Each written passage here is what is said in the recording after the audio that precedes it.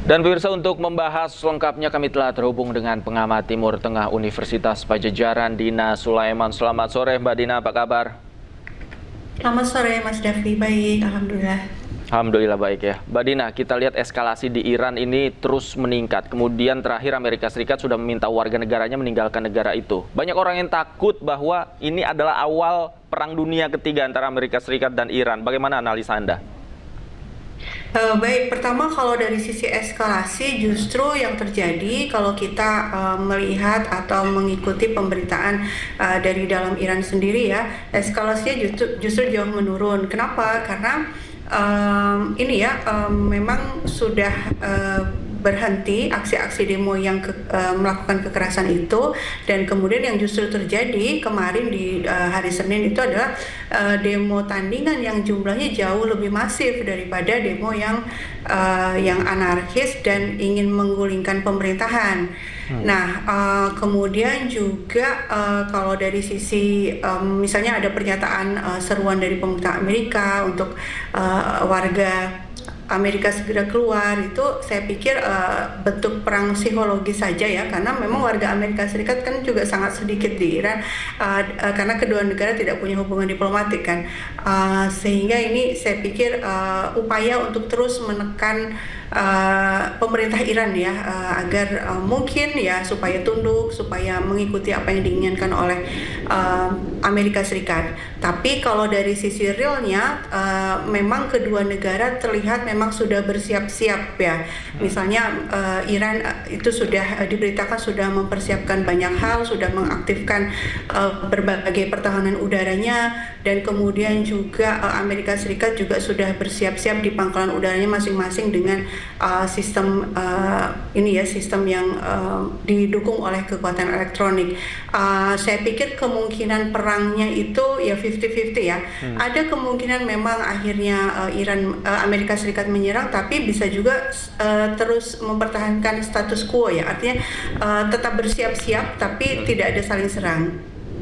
Baik, Mbak Dina, ini permintaan negosiasi juga sudah dilakukan kan antara Iran dan Amerika Serikat. Bagaimana kemudian proses negosiasi ini bisa menentukan langkah kedua negara berikutnya? Apakah memang akan saling menyerang atau tidak? Ya, pernyataan bahwa ada permintaan negosiasi itu kan dari Trump ya. Yeah. Sementara kalau dari pihak Iran sendiri, berita terakhir justru tidak ada tuh pernyataan resmi bahwa ingin bernegosiasi. Bahkan justru yang karena kejadiannya baru kemarin, yaitu demo yang luar biasa besar menyatakan dukungan kepada pemerintah, itu justru betul-betul anti Amerika gitu ya, betul-betul menyatakan tidak akan tunduk dan akan terus melakukan perlawanan. Sebenarnya mungkin ada pertanyaan lanjutan dari publik, ini kenapa sih kok harus berantem dua negara gitu ya? Sebenarnya kan akarnya dari Israel sebetulnya ya, karena Iran yang memiliki kekuatan rudal dan bisa menjangkau langsung ke Israel, dan dikhawatirkan oleh Amerika dan Israel punya kekuatan nuklir juga, itu merupakan ancaman buat Israel, sehingga Amerika Serikat betul-betul ingin melakukan penggulingan rezim di Iran supaya ada pemerintahan baru yang tidak lagi melakukan perlawanan terhadap Iran dan Israel. Artinya Amerika dan Israel maksud saya. Oke, artinya faktor krisis ekonomi yang selama ini misalnya digembor-gemborkan oleh Amerika Serikat yang menjadi alasan utama apa yang terjadi di Iran, ini juga bagian dari propaganda Amerika Serikat. Nah, kalau ekonomi ini berbeda ya, bahwa ekonomi di Iran itu sulit, iya memang betul sulit gitu ya, harga-harga naik, harga bahan pokok naik, bensin naik gitu. Cuma rakyat Iran ini punya literasi politik yang tinggi, mereka tahu bahwa ini sebagian memang kesalahan manajemen pemerintah gitu, tapi sebagian besar juga ada sebabnya adalah karena embargo dari Amerika Serikat. Embargo itu kan artinya Iran tidak leluasa menjual minyaknya, menjual produksi industrinya ke negara luar, karena negara-negara lain takut disanksi oleh Amerika Serikat. Akibatnya penjualan barang-barang Iran termasuk minyak itu kepada negara-negara yang berani saja, misalnya China misalnya, tapi dengan harga yang sangat rendah, dan kemudian atau misalnya lewat pasar gelap, sehingga memang pemasukan negara sangat sedikit gitu dibanding kalau seandainya dibebaskan saja oleh Amerika Serikat untuk menjual minyak dan berbagai barang industrinya. Nah, situasi ini jadi ada dua faktor di sini. Nah, rakyat Iran itu memahami bahwa ini memang ada situasi ekonomi berat dan harusnya pemerintah melakukan sesuatu dong. Tapi mereka tidak ingin sistem pemerintahannya dibubarkan. Nah, ini yang ada dua hal di sini yang perlu kita pahami bersama.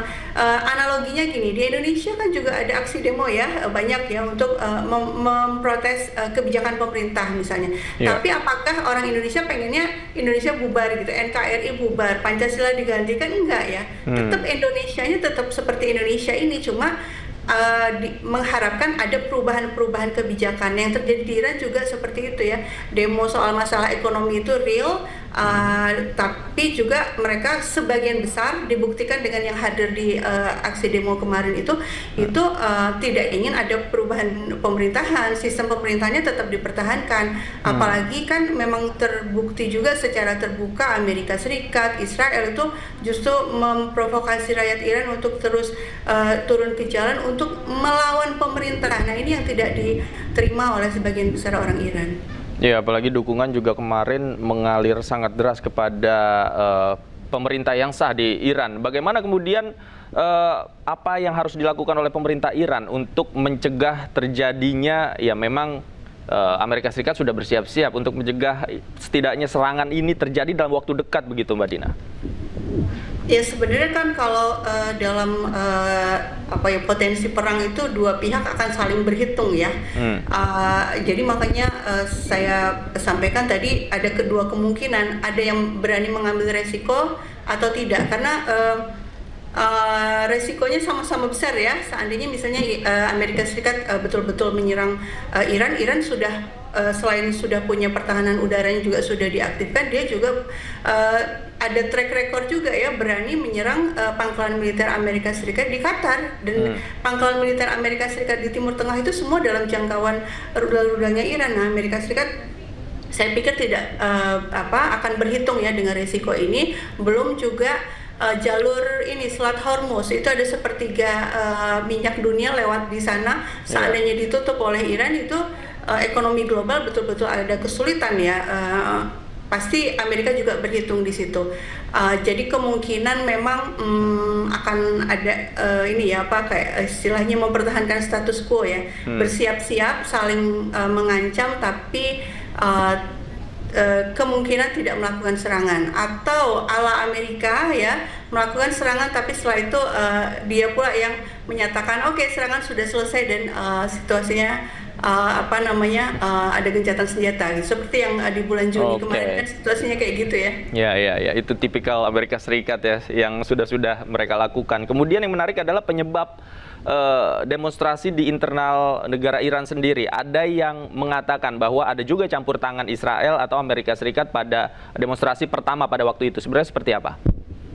Kalau campur tangan Amerika saya pikir sudah sangat jelas ya, karena ini polanya itu udah berulang puluhan tahun ya, aksi demo, kemudian akhirnya media barat, para pejabat Amerika kemudian menyatakan ini pemerintahan Iran harus turun dan seterusnya, tapi kemudian akhirnya bisa reda, kemudian muncul lagi.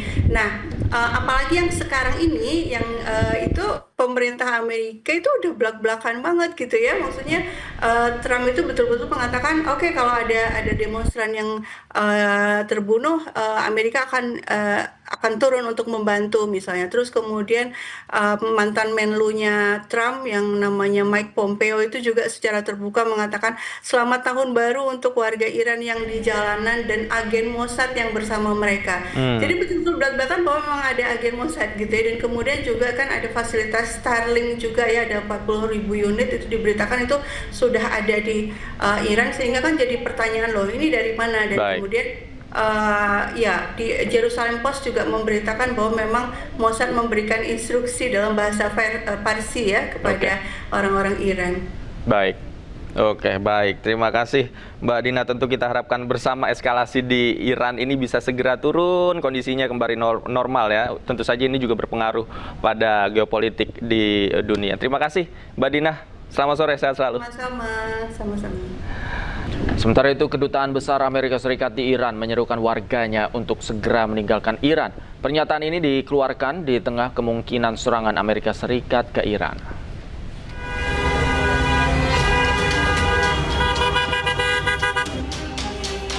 Kedutaan Besar Amerika Serikat menyerukan pernyataan virtual untuk warganya agar segera meninggalkan Iran. Pernyataan ini menyusul rencana kemungkinan serangan AS ke Iran terkait demo besar-besaran yang sedang terjadi. Kedubes menyatakan bagi warga AS yang tidak bisa pergi dari Iran untuk segera membuat tempat aman dengan persediaan makanan, air, dan obat-obatan. Selain itu, Kedubes AS juga mendesak warganya untuk mengurangi kebergantungan terhadap pemerintah AS untuk pergi dari Iran. Sebelumnya, Presiden AS Donald Trump mengancam akan membombardir Iran jika korban demonstrasi terus berjatuhan. Beberapa lembaga menyebut ratusan orang tewas selama aksi unjuk rasa 2 pekan terakhir. Tim Liputan iNews melaporkan. Pemirsa, ribuan warga Iran turun ke jalan untuk mendukung pemerintah. Sementara Presiden Iran Masoud Pezeshkian mengumumkan rencana ekonomi untuk menangani tuntutan rakyat.